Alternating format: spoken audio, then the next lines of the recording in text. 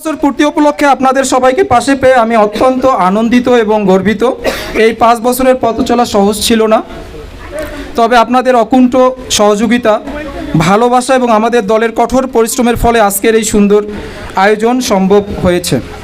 আমরা সমাজের সুবিধাবঞ্চিত মানুষের পাশে দাঁড়ানোর চেষ্টা করেছি শিক্ষা, স্বাস্থ্য, মানবিক সহায়তা ও সাংস্কৃতিক চর্চার মাধ্যমে। আমাদের আয়োজনগুলোর মধ্যে অন্যতম ছিল ফ্রি মেডিকেল ক্যাম্প, যেখানে সরাসরি তত্ত্বাবধান করছেন আমাদের ফারাজ হোসেন ফাউন্ডেশন। সেই সময়কার ভালো একটা আমাদের রোল প্লে করছিলেন। আমরা প্রায় 700 মানুষকে বিনামূল্যে শুধুমাত্র প্রেসক্রিপশনে দেইনি, আমরা চেষ্টা করছি 700+ মানুষকে ওষুধ সরবরাহ করার। আমাদের আরেকটা প্রজেক্ট, বড় প্রজেক্ট আর কি, বলার মতো অনেকগুলোই আছে। তার মধ্যে সবচেয়ে বড় প্রজেক্ট আইসিটি ডিভিশন থেকে প্রাপ্ত বেকার যুব সমাজের কর্মসংস্থান ও উন্নয়ন নিশ্চিতকরণে আইসিটি প্রশিক্ষণ ও ফ্রিল্যান্স পেশাদার তৈরি শীর্ষক কর্মকাণ্ড পরিচালনা করতে পারছিলাম। এর মধ্যে কৃতি শিক্ষার্থী সংবর্ধনা অনুষ্ঠান, খেলাধুলা ইত্যাদি। আমরা বিশ্বাস করি তরুণরাই ভবিষ্যতের আশার আলো, আর সেই আলো ছড়িয়ে দেওয়ার যাত্রায় উদ্দীপ্ত তরুণ ফাউন্ডেশন একটি নির্ভরযোগ্য নাম হয়ে উঠেছে এই এলাকায় এবং এই সমাজে।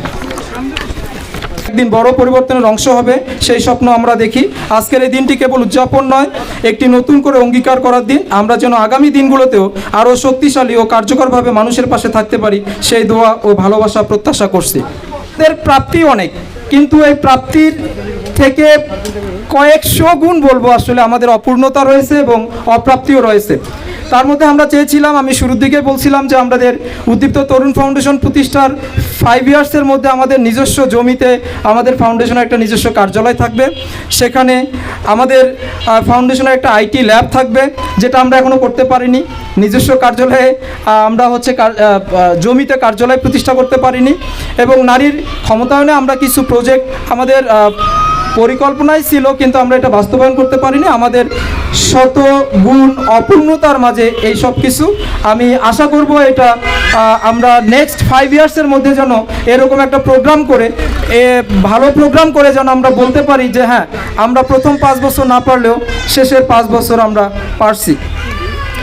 পরিশেষে সবাইকে ধন্যবাদ, বিশেষ করে আমাদের ফাউন্ডেশনের একেবারে প্রতিষ্ঠাকালীন সদস্য থেকে আজ অবধি যারা আমাদের বিভিন্নভাবে সহযোগিতা করছে, তাদেরকে, সংবাদ মাধ্যমকে, আমাদেরকে যারা স্পন্সর করছে তাদেরকে, আমাদেরকে আজকে যারা সময় দিচ্ছেন তাদেরকে। আমি আরেকটা জিনিস, আমাদের 7 সার্কেল বাংলাদেশ লিমিটেড অর্থাৎ 7 রিং সিমেন্ট আজকে আমাদের প্রোগ্রামে স্পন্সর করছে। মাথায় অ্যালুমিনিয়াম বরাবরই করে আজকেও করছেন, তাদেরকেও ধন্যবাদ।